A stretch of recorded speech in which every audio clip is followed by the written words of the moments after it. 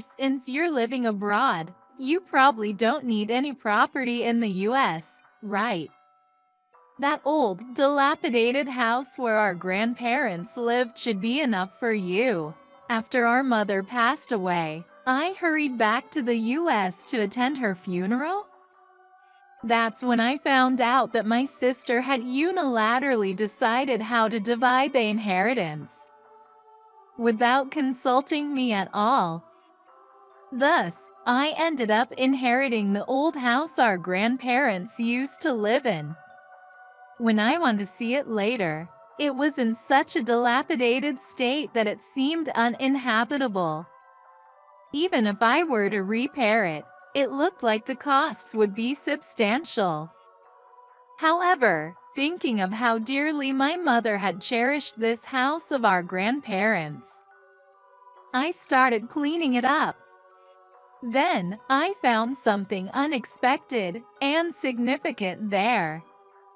I am in my 40s and married. When my husband decided to work abroad, I didn't hesitate to go with him. My job doesn't require a specific location as long as I have an internet connection. So there was no need to worry about following my husband abroad. I'm currently working as a freelancer. I have an older sister who is also married. Her husband works in a rural area, so they chose a house near his workplace and enjoy a relaxed life in the suburbs. Even after my sister and I got married, our parents lived healthily for a while. However, a few years ago, our father fell ill and passed away. My parents were very close, so my mother became depressed after my father's death and grew physically and mentally weaker. Ideally, my sister and I should have discussed what to do about our mother together. But my sister began to act on her own. She left her husband in the countryside and moved back to our parents' house by herself. Thus, she started living with our mother at our family home, but I was not informed about this at all. I should have offered financial support since I was in a situation where returning to the US was difficult. However, our relationship has been poor since childhood, to the point where we hardly spoke even at our father's funeral, as my sister and mother were not on bad terms. I thought everything must be fine and didn't initiate contact. However, my mother became ill due to her depression and, despite her struggle, eventually passed away.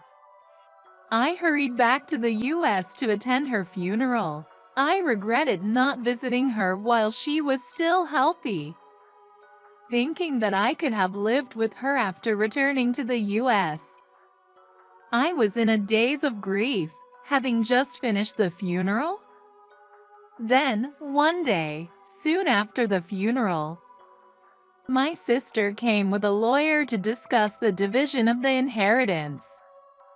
Look, you live abroad, so you don't need the inheritance, right?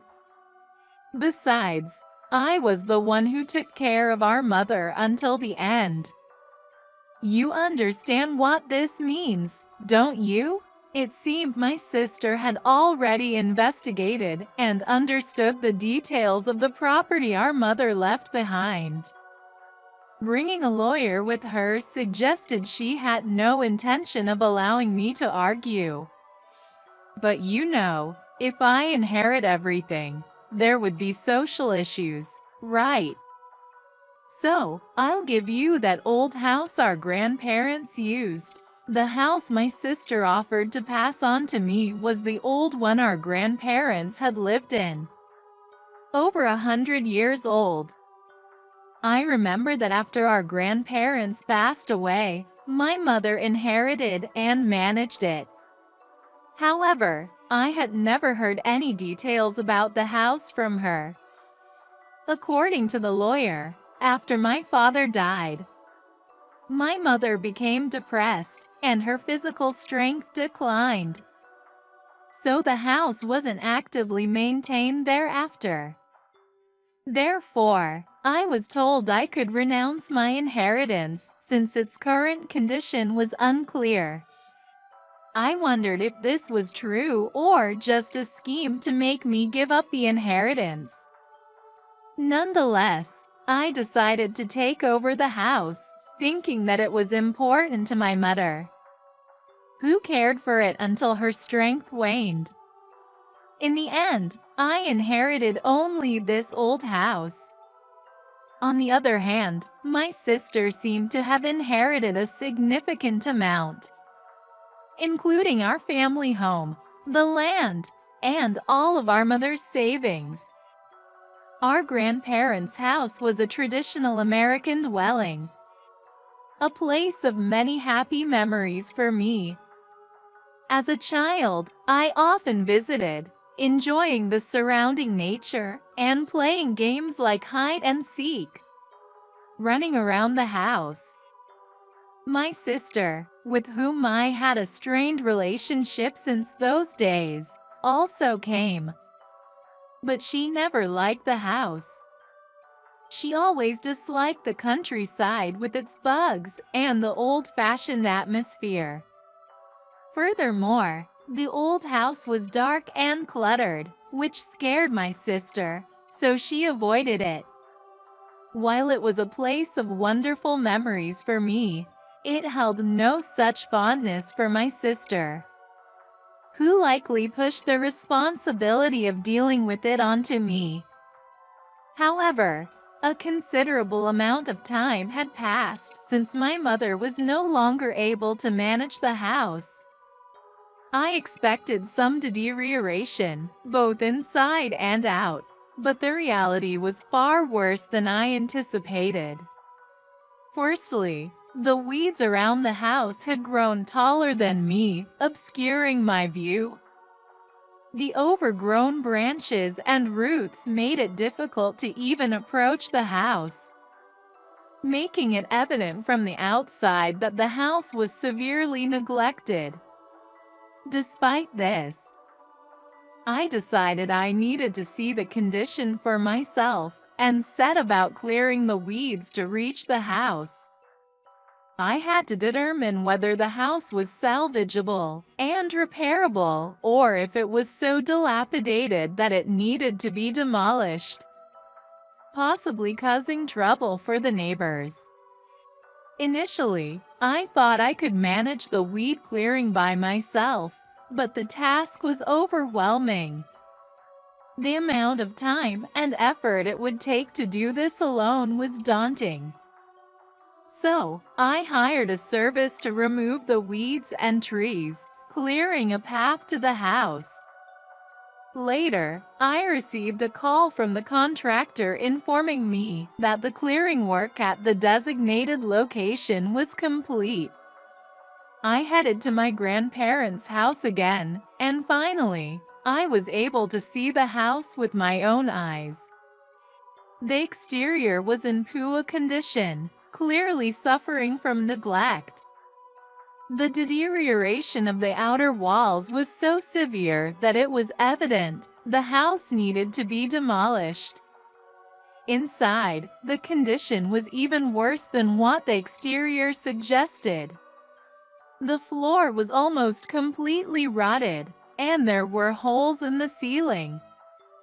Areas hit by rainwater showed signs of severe leaking, with rotted floorboards. It was difficult to thoroughly inspect the house as some areas made creaking sounds under my feet, indicating that the floors might give way. However, I could see that my mother had gradually tried to organize the house after inheriting it. Still, a lot of furniture and items remained inside. Even though I planned to demolish the house, I decided to clear out as much as possible before doing so, for closure. I was told by the service company that it might take several days or weeks before they could start. The trees surrounding the house were hindering the entry of heavy machinery, so their removal was necessary first. It was expected to take several weeks before the demolition could begin. So in the meantime, I prioritized visiting my grandparents' house on good weather days. One day, while clearing out the kitchen area, I made a surprising discovery. It seemed my mother thought the kitchen essentials were necessary, as cooking utensils and dishes were left just as they were, almost as if life in that part had continued. There was no food left, but there were unopened, expired condiments. Curious, I gently opened the storage under the floor and, as expected, found jars used for pickling. My grandmother was skilled at making pickles, which were exceptional. Even after I stopped visiting, she would send them to me regularly. Of course, it was unlikely that any pickles were still there. While thinking this, I tried to lift the jar, and it was quite heavy. There was definitely something inside. Could it be that the pickles were still there?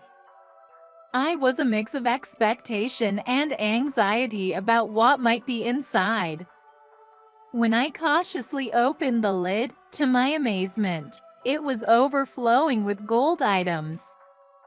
Not only that, but there were also documents with the gold, indicating that my grandparents had bought these gold items with money from selling their land. I was supposed to inherit only my grandparents' house. But was it all right for me to inherit these gold items as well? I knew that telling my sister would undoubtedly lead to trouble. So, I decided to consult with my mother's sister, my aunt. According to my aunt, it was true that my grandparents had sold part of their ancestral land during their time. The only land left was where my grandparents' house stood. My aunt, suffering from a chronic illness and considering her health, said it was difficult for her to manage the family home.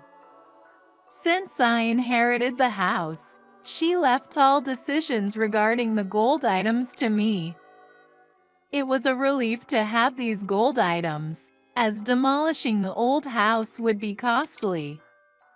She proposed that I handle everything, as there was no guarantee that selling the cleared land would cover the costs. I gratefully accepted her suggestion.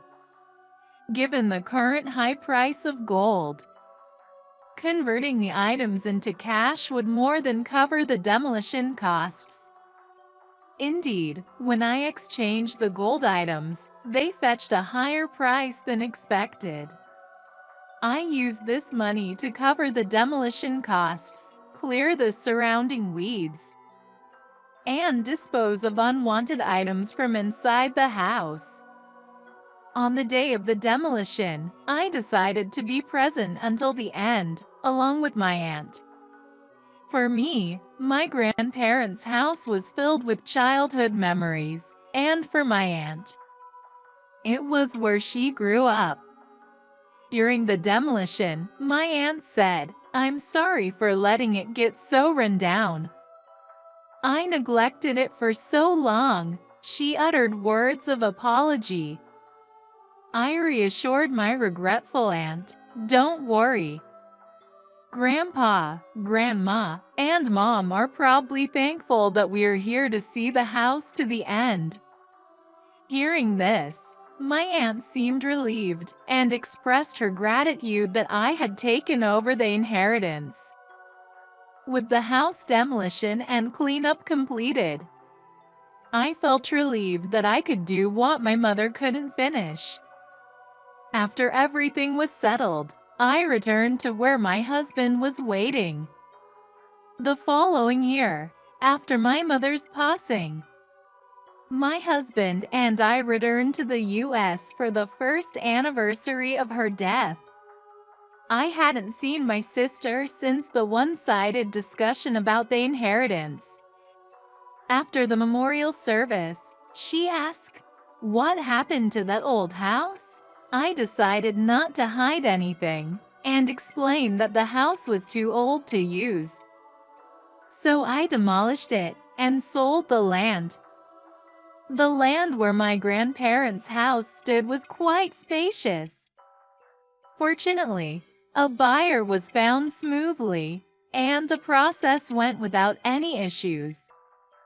However, upon hearing this, my sister's expression tightened, and she exclaimed, "I wasn't informed about this." Furthermore, she demanded that if money had been received from the sale of the land, half of that money should be given to her.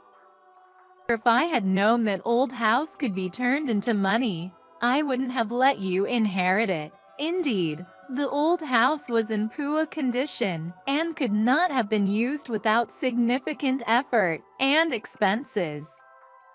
But it's also true that I put considerable effort and expense into making it valuable. I deliberately kept silent about using the money from the gold items for the demolition. If I had revealed that, she would have mercilessly demanded a share of that money too. I firmly refused my sister's excited demands, saying, "I cannot comply." The inheritance was unfair from the start. Therefore, there was no need for me to share the proceeds from the land I sold and inherited. If she insisted on getting half the money, it would be fair only if she shared half of the inheritance she received with me. But my sister, displeased by my response, began to make a scene in front of the relatives gathered for the memorial service. "What? This greedy woman? Who gave you permission to demolish that house? Doing everything on your own, and even getting money from selling it," she accused, implying my actions were unjust. My aunt, who had been silent, stepped in to defend me, saying she had asked me to take care of the family home's clearing and disposal. My aunt confronted my sister, but this only infuriated her more. "Shut up. Outsiders should stay out of this. This is an issue between us sisters. Don't butt in," my sister snapped, pushing my aunt away. Unexpectedly, my aunt staggered and fell to the ground. I rushed to my aunt, helping her up while scolding my sister. "How could you do that, sister?" But my sister insisted it was my fault for disposing of the property without consultation. Moreover, she said, "That old woman falling down is just a nuisance. Let's have a thorough discussion among us siblings and our spouses." So, we, along with our spouses, sat down in another room for a discussion. First, my husband explained the hardships I faced in dealing with the inherited family home. Due to his work, he couldn't return from abroad. So I stayed in the US alone, from clearing the house to finalizing the land sale. It was fortunate that a buyer for the land was found quickly, but had it not been, I would have needed to return repeatedly. My job, though flexible as long as I have the internet and a computer, doesn't mean I can use my time freely. Balancing communication with my husband across time zones and handling the procedures was honestly tough and taxing. Then, my husband mentioned the investments made to clear the inherited house. He didn't reveal the gold items as the source of our funds, but stated that if my sister demanded half of the land sale proceeds, it was only fair to split the expenses incurred so far. My husband made it clear that the discussion couldn't progress unless the expenses were shared equally. But he firmly stated that there was no intention to split the proceeds from the sale of the land. Originally, my sister had inherited a considerable amount, which should have been more than what I received from the land sale. Yet, to demand even more money, I wondered what that was all about. In the inheritance, the distribution was never equal from the beginning. It might have been impossible to split the land itself, but it would have been possible, and perhaps preferable, to split our mother's savings. If, after dividing it equally, there were still disagreements over the amount, we could have discussed it. Both parties could have considered an amount they were satisfied with. I conveyed to my sister these thoughts I couldn't express when she unilaterally decided on the inheritance distribution. As we continued this discussion, my sister's husband unexpectedly asked, "How much did my wife inherit?" My husband and I were taken aback by the question. It seemed my sister hadn't disclosed the inherited amount to her own husband. Learning the amount, her husband showed shock and anger, demanding to know how such a large sum could have disappeared. Reluctantly, my sister confessed that the money no longer existed. Having been spent within a year, we were stunned. While it was possible that she spent the money on a house, she had returned to her husband's side after our mother's death without any such purchase. If she had bought a house, her husband would have known about it.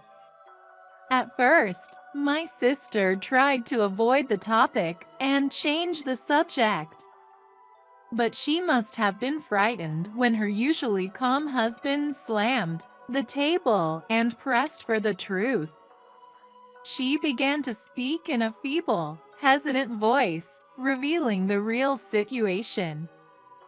It turned out that my sister had become deeply involved in illegal gambling, incurring debts large enough to buy a house, and kept losing.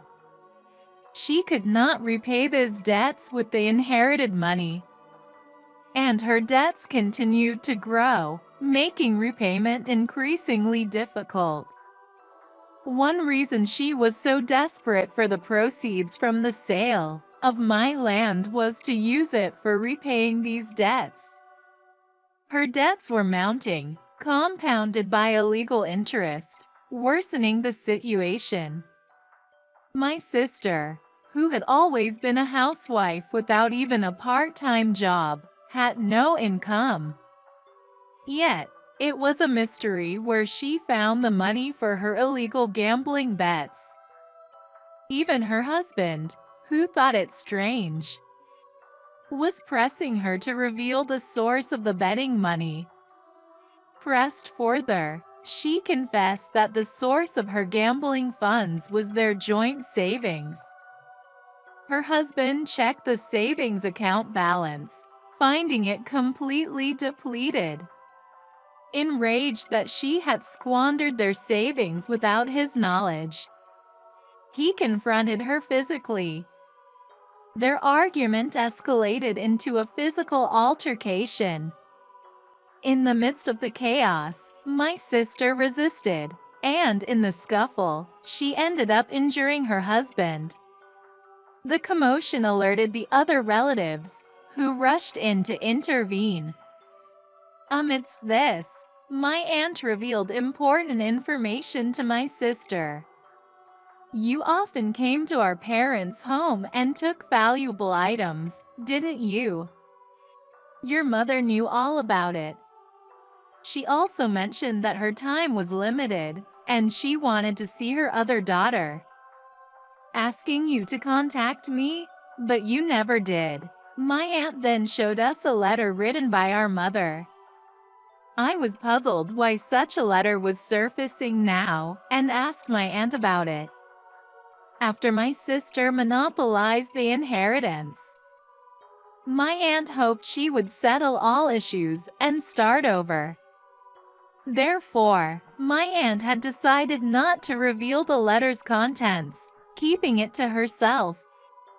But as my sister became increasingly greedy and demanding, my aunt could no longer stay silent. She wanted to reveal the truth in front of the family and the seriousness of my sister's actions, which included theft. Among the items my sister had taken and sold were ancestral treasures that our mother had cherished. Later, my sister was unilaterally informed by her husband that he wanted a divorce. He demanded that she return the misused money, threatening legal action if she failed to comply. Reluctantly, my sister agreed, but soon after, she received a demand for compensation. My sister's debts were severe, borrowed from illegal lenders, and she was being pursued wherever she went. Having never held a regular job and struggling even with part-time work, she found it impossible to repay her debts and was being coerced into illegal activities. This put her at risk of becoming a criminal, leaving her in a dire situation. Her reckless spending was clearly the cause of her predicament, a case of reaping what she sowed. I returned to the U.S. with my husband, whose job had relocated back to the country. With the remaining money from the land sale, we bought a house and are living a happy married life. My freelance work is going well, and despite being busy, my days are fulfilling. My aunt has recently regained her health and occasionally visits us. I spend each day hoping that this happiness lasts forever.